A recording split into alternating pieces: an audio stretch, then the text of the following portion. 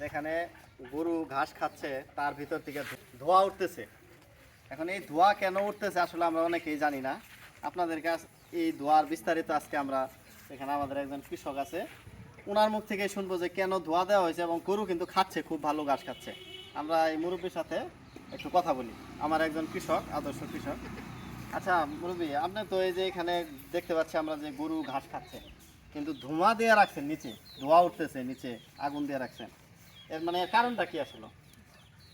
সেটা হলো নামা জমিনে বৃষ্টি পানি গাছগুলো ইয়েছে, এটা গরু খাইতে চায় না। ধুমা দিলে ওই পানির গ্যাসটা জায়গা, এর জন্য গরু ওষুধ খাইবালা ধুমার গ্যাসে খায়। আচ্ছা, মানে আপনি বলতে চাচ্ছেন যে দর্শক দেখেন, মানে গরু এমনি হচ্ছে এই ঘাসটা মানে নিচু নিচু থেকে নিয়ে আসে, মানে পানি ছিল, হ্যাঁ, এই পানির কারণে গরু এই ঘাসটা খায় না, কিন্তু নিচে ধোয়া দেওয়ার কারণে গরু এই ঘাসটা ভালোভাবে খায়। তো যারা গরু লালন পালন করেন আপনারা এই পদ্ধতিটা গ্রহণ করতে পারেন, এবং এইভাবে যে গরু খায় কিন্তু খাওয়ার পরে কোনো সমস্যা হয় না তো না গরুর? সমস্যা নেই। আচ্ছা, গরুর কোনো সমস্যা হয় না, উনি নিজে আগে থেকেও করে এখনো করতেছে। তো যারা আপনারা এই প্রযুক্তি নিতে চান তারা এইভাবে গরুকে খাওয়াতে পারেন। ধন্যবাদ সকলকে।